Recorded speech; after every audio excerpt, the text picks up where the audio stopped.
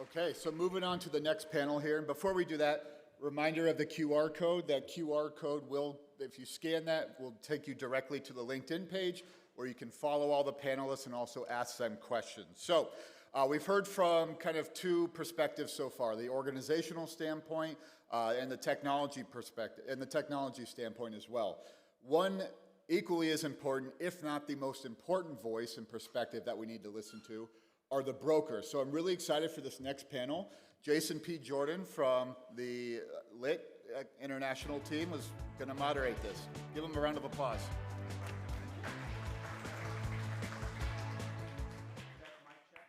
My mic on? Excellent.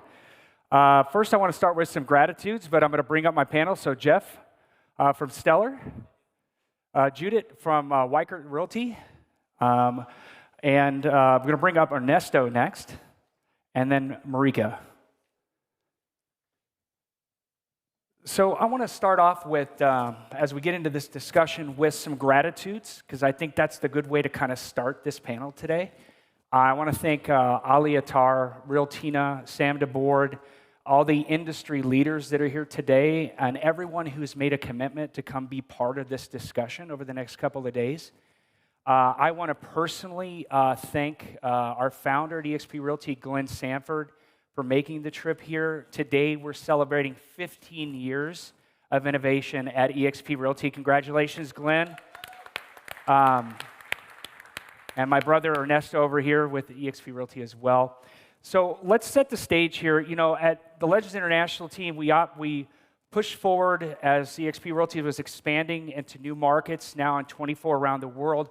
Our team operates in 13 of those 24 countries. And so we experience all kinds of challenges, and not understanding data or having access to data is one of those biggest challenges.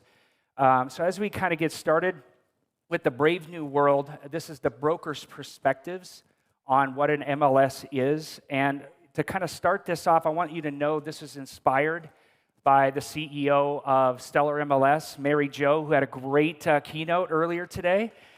So this was her really brainchild, so thank you, Merri Jo. They've made a significant investment as the title sponsor here today, so again, gratitude to Stellar for that.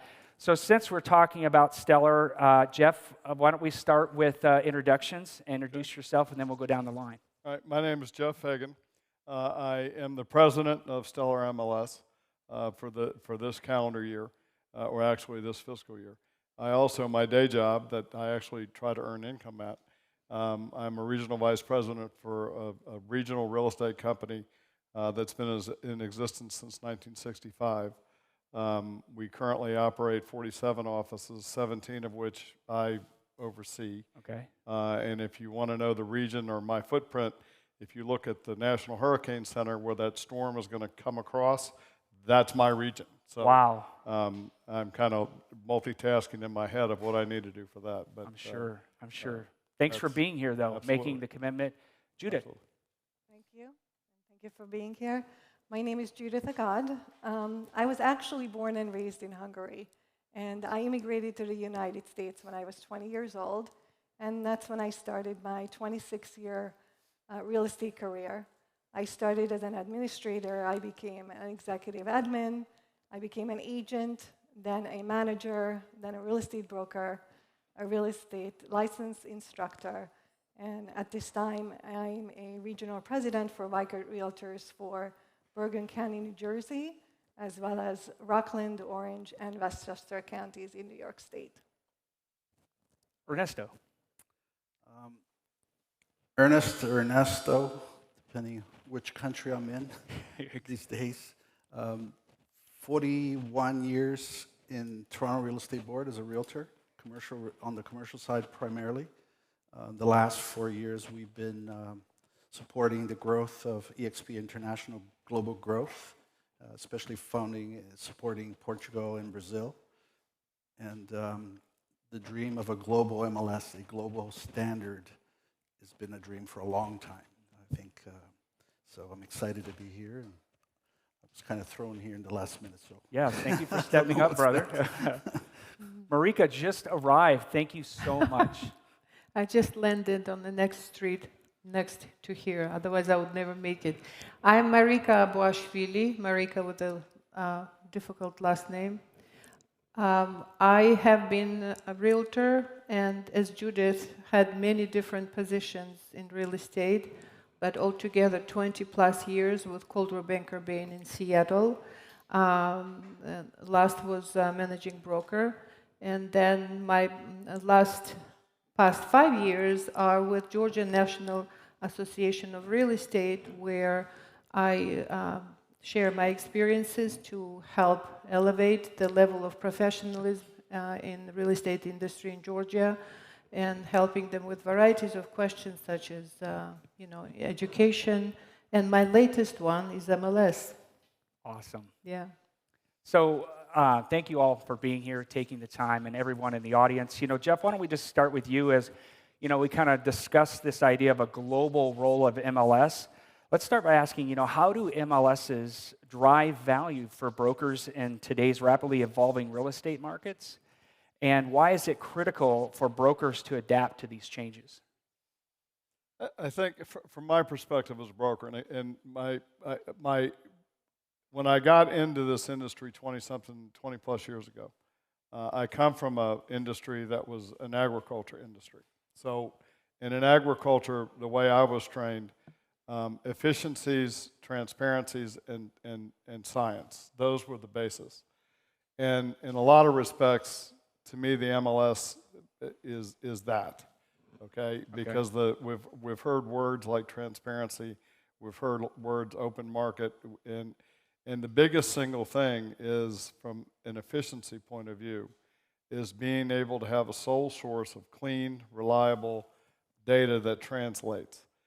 Somebody in the earlier panel pointed out that the buyer wants to buy the best at the value they can afford. The seller wants to sell in the shortest amount of time, most efficiently, at the price that they wish to maximize their return. Right. And where that interface is through the MLS.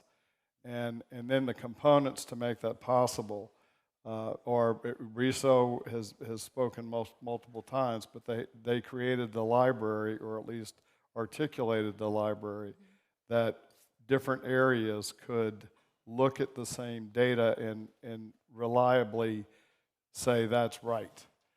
And ultimately, all that is around the concept of trust.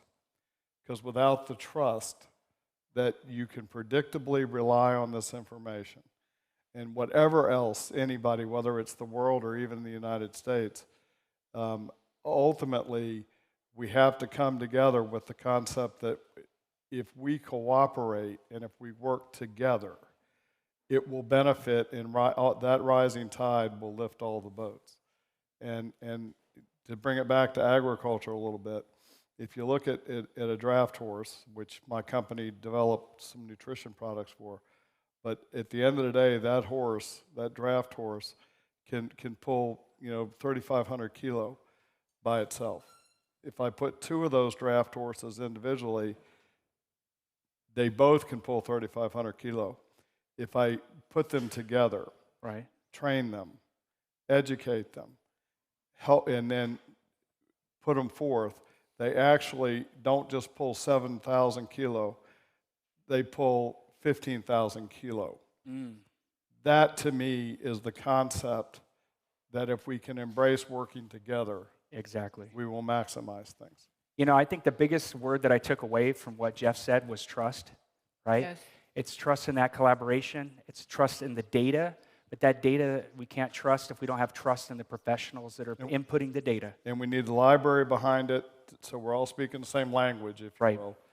And then we can build off of all that. Exactly. So, Judith, let's go to you. Your experience with European markets, particularly MLSs, are relatively new, right? So, what has kind of been the biggest challenges and opportunities, that you maybe see as somebody who's used MLSs a lot, but somebody who's maybe from another country? What do you think might be some of those challenges? So let me start with how we represent sellers and buyers in New Jersey and in New York, and I think then I'll shift over to open listings and the differences there. So in New York and in New Jersey, we allow exclusive representation of a seller and a buyer. And that really allows that seller to be fully represented, and it allows that agent to explore all of the advertising possibilities, to stage the property, to have professional photos done, and to represent that property the best way possible. So during a listing presentation, the seller and the agent sit down, they fill out a listing agreement, and they put down all the accurate data regarding that property on a contract form. Everyone signs it, and it becomes an enforceable contract, basically. And then the agent goes in the MLS, enters the data, and that's exactly where the magic happens. Within the next 24 hours, that data disseminates to all the potential buyers who are matches for that property. So therefore, the buyer's agents have a much easier way of getting that information to their buyers because it's automatic. You just click a finger and it's done. That information also disseminates to other brokerages, websites, and platforms, and automatically becomes available to all agents to see. Right. And the third way to get that information out there is there are portals in the United States that collect data and information from all MLSs and put it on a nationwide database. And then going further, exclusive representation is really the best way to go because that's how the seller gets the best representation. It allows for all the brokerages to come and participate with that seller, and you just don't see that in Europe. What happens in Europe from our conversations earlier is that you have a property that gets listed on a portal, either by the seller or by multiple agents or both, and that data is not all viable. It might not be accurate. The photos might or might not match the property. They might be altered. And the potential buyers out there just don't have the right information that they need, and it's very confusing. So the best way to go is to list a property in the not the New Jersey MLS, in the MLS, and have that reliable source of a collective data that has been verified, that is accurate, and everyone can go into one system and use that system. So with an open listing, I also see challenges for buyers and buyers' agents. They have to go to many different portals to see that property or to look for that property. Exactly. You know, one thing you mentioned there that I think is really important, especially for those in North America that don't understand a lot of what happens outside of North America, is how much there is non-exclusive representation. And I think that that really drives a lot of the success of the MLS systems in North America. So that kind of leads me into my next question to Ernest or Ernesto, my big brother over there. You know, you've worked internationally now across multiple continents, countries, both MLS, non-MLS. You've worked in markets that had exclusive and non-exclusive. You know, so speak to how brokerage models differ with and without maybe an MLS and what that MLS role could play in the emerging markets around the world. Well, I think for the audience, because I was here last year, and I left with one, I always like to take away one thing from these things. And the one thing I took away last year was education. And then I thought about it since on the trip here, you know, what's the deal? So this year is different. Obviously, we doubled in size. And last year was, I would think, I'm not sure what the percentage is, so I'm not even going to guess, but in my mind, if we're 50-50, so 50% of you understand what MLS is, and probably 50% of you don't have a clue, right? So it's like, you know, MLS is from Venus, and the rest of the world is from Mars, right? We should write a book. And so it's, you know, they just don't get it. They just don't get what it does. And so I think education has to be front. You know, I remember, I'm a commercial broker, so CoStar goes into a city, and they spend a year or two collecting data. I think the gentleman in the former panel was talking about you have to know your data information. We don't share data. Trust. Who trusts anybody in global? There's no trust. Are you kidding? There's no trust. There's no exclusivity. It's, pardon my language, it's a poopy show, right? It's really ugly. So I could sit out here and listen to you guys and these beautiful panels and these beautiful speakers speak on MLS and how amazing it is. And that's all great. And it sounds like a foreign language. It sounds something so outrageous globally. And so how do we do that? How do we change that? So that's the challenge. So, I would challenge everybody here, let's have, let's set a goal, 5 years. I think maybe that's more a realistic goal if everybody really pushes towards. The challenge with MLS is the MLSs, it's just like the portals globally, right? There's different MLSs and they don't speak to each other. Like I've been in this business a long time. Prior to dial-up, we were in books, so MLSs didn't. So just it's dating myself, but it's okay. And I'm excited at what the future has to hold, and I'm excited that there will be, a global platform. Right. That's one of the reasons I love. The main reason I joined EXP is I can work from anywhere, and so to have that ability to work from anywhere, to have access to data and information, to be able to serve the client. So I think MLS has to serve the agents. Right. We have no clue how many agents are in Portugal because there's no agent association. The brokers, some brokers don't want MLS. I mean, I don't know if I've answered your question, but these are the challenges. No, you haven't. I think you've been very pragmatic with setting a goal out here. And somebody who was a former college athlete, I love goals, right, and setting those. And so he's putting a challenge to all of you watching today to work together to build a global MLS over the next 5 years. Audacious goals require audacious people. And I've met a lot of you here today, and I look forward to meeting you, more of you. But I accept the challenge, Ernesto, right? Because a goal is not a goal unless we put a date behind it, right? And please learn the language. Right. Please learn the cultures. I think that's important. If any of you are old enough to Charlie Brown movies, or cartoons where the teacher goes, wow, wow, wow, wow. That's what it sounds like because I've been in conversation with many people, especially when I first got to Portugal 4 years ago, we told them about this amazing thing, MLS. They just laughed at me. They thought yeah, whatever. Continuing on with that, Ernesto, the big thing I took away, also goals, but education. So Marika, when you and I had our prep call, that was one thing, that one word that stuck out for me as something that you really focused on. So, having introduced kind of the MLS principles to the country of Georgia, not the state, the country, right? Can you talk about the pain points, the brokers face in markets without MLS and how adopting an MLS system can probably help overcome these challenges?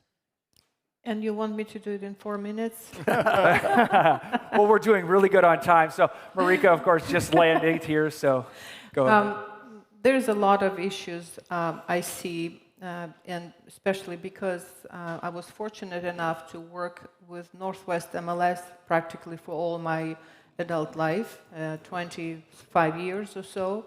And I went through all of the stages of MLS developing and evolving and having completely different system, improving with each year.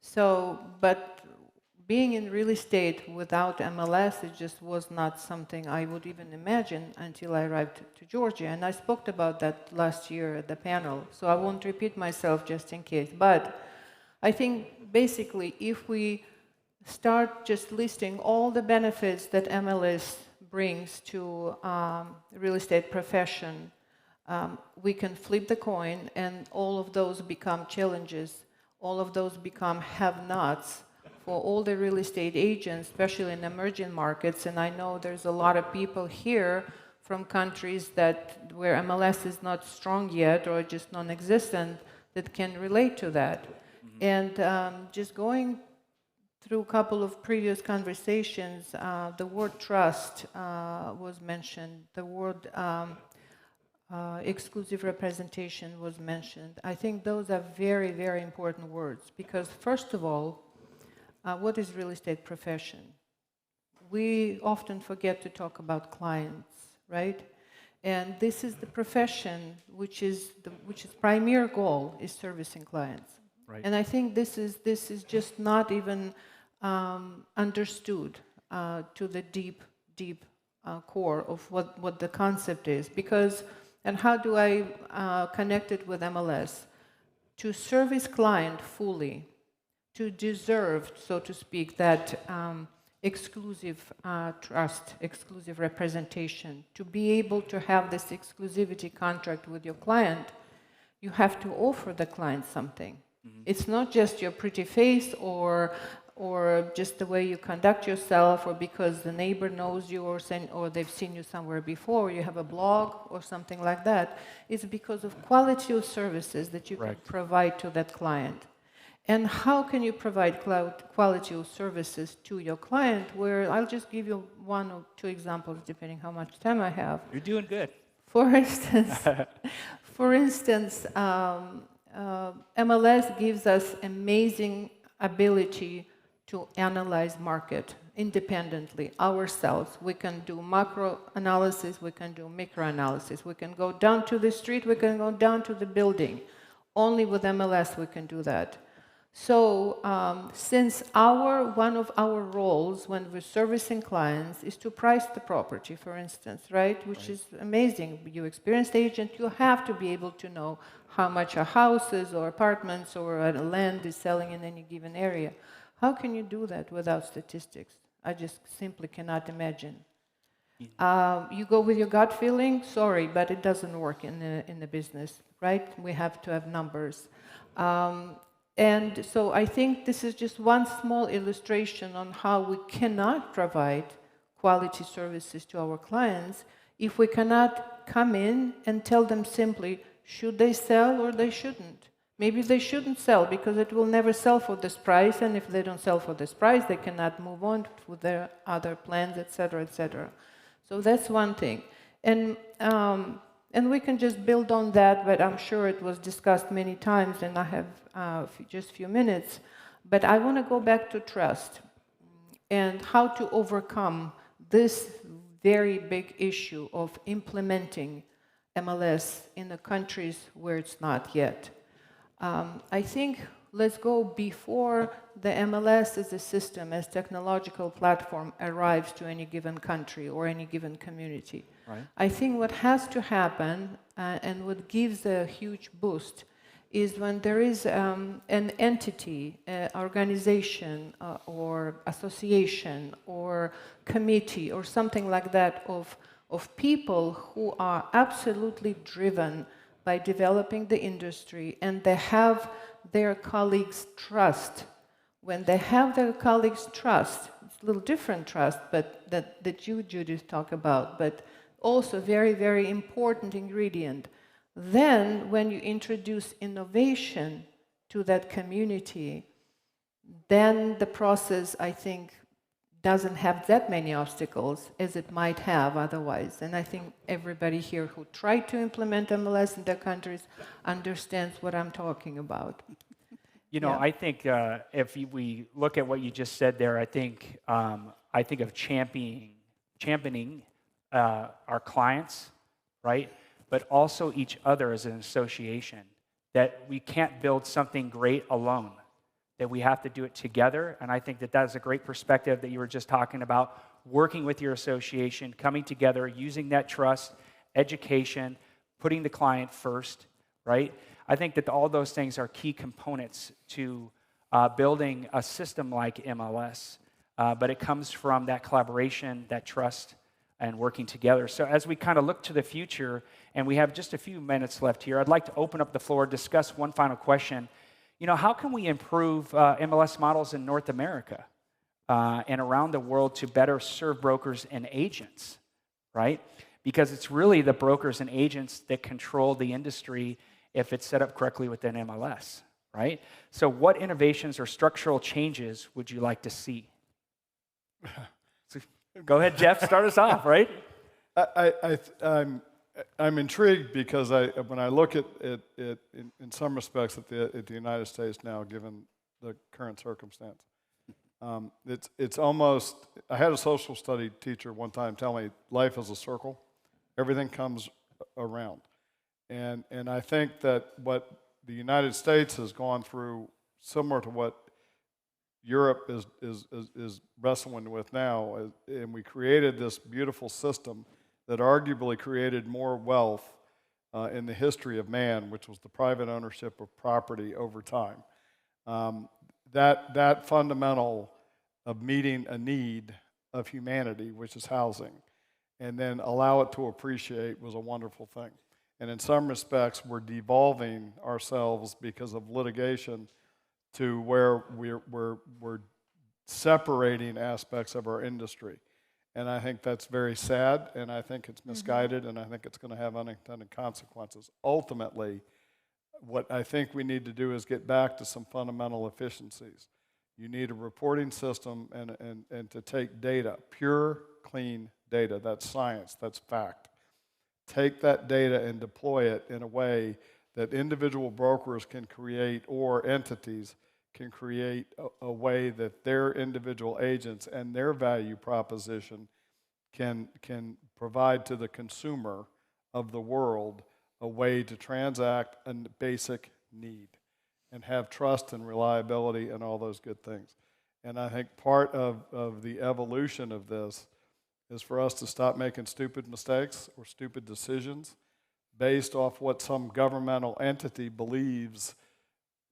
And I'll stop. I know you're going, oh crap, he's going to go there. But No, it's good. But you know, get out of our way. Let the marketplace dictate itself in a fair and equitable way with guardrails, which in the United States we've done a good job of that. Stellar has very clear guardrails to guide us in our development of new technologies or the application of these technologies to better be efficient inside the industry itself. And that rising tide will allow, there's enough margin in this that ultimately you don't need a lot on any given transaction, is to allow the efficiency of the marketplace to reward the best at it in the long run. I think that's Jeff. You know, with 4 minutes that we got here, so let's kind of think on some key quick topics that when you think of the future, kind of what would you like to see? Maybe some things, improvements, because we got a couple of minutes and we got to close it out. So Yeah, absolutely. So in New Jersey, we have 8 MLSs. In some countries, you have none, and within one state, we struggle with 8. We don't struggle, we're happy. But here's where we can improve. As a broker, I had to be a member of 7 out of the 8 MLSs, right, so our agents can work in different areas of New Jersey and sell real estate. And one of the pain points where we are, there are 3 MLSs that are kind of overlapping certain towns and certain territories. So if a listing fell onto that territory, an agent had to list it in 3 different MLSs.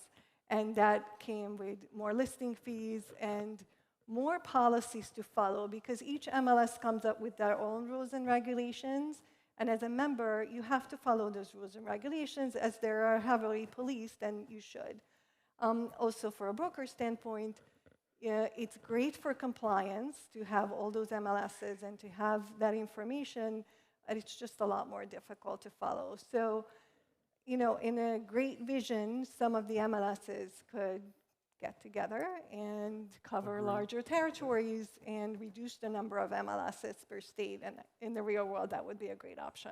So let's try to get this out in the next, minute and 30 seconds here between the two of you left here, Ernesto and Marika, and talking about when we look into the future and we're looking global, the two of you have a lot of global experience. So if you think about innovation, collaboration, maybe just take 30, 45 seconds each and touch on that.